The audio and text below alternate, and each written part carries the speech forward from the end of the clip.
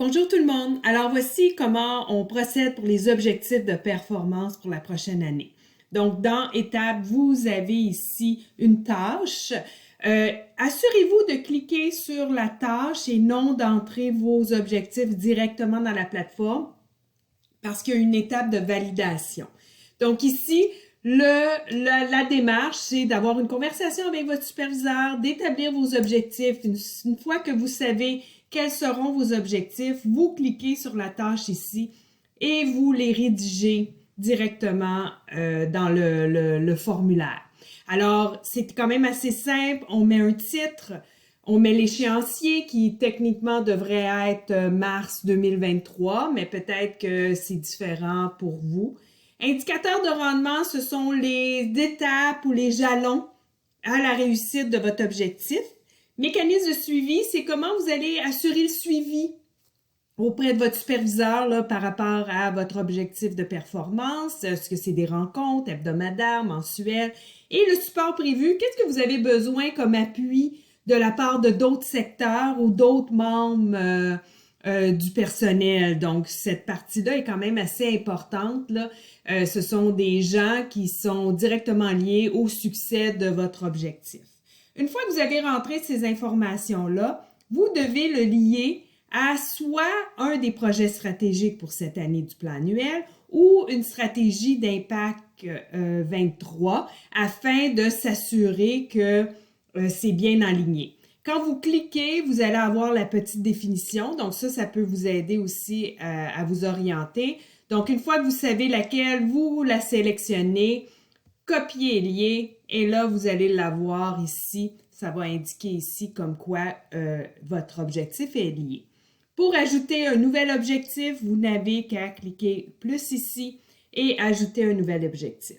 Il se peut, si vous n'avez pas terminé vos objectifs de votre page d'accueil, donc les objectifs de l'année qui vient de se terminer, ça se peut que vous les voyez ici. Si vous les voyez ici, assurez-vous de les enlever et vous pouvez seulement les effacer là, en cliquant ici. Aucun problème, vous faites comme ça et là, ils vont disparaître, c'est-à-dire ici, oups, supprimer. Vous pouvez supprimer là, la section soit que vous venez de créer ou la section là, de votre objectif de l'année dernière. Une fois que c'est fait, vous enregistrez les modifications en continu pendant que vous le travaillez. Une fois que c'est soumis, votre superviseur va les voir dans sa tâche, donc va rentrer à la même place et va pouvoir valider et soumettre comme quoi vos objectifs sont en place pour la prochaine année. Petit rappel que quand vous cliquez enregistrement d'employés et vous cliquez objectifs, vous pouvez voir vos objectifs de l'année passée, donc les sélectionner par exemple.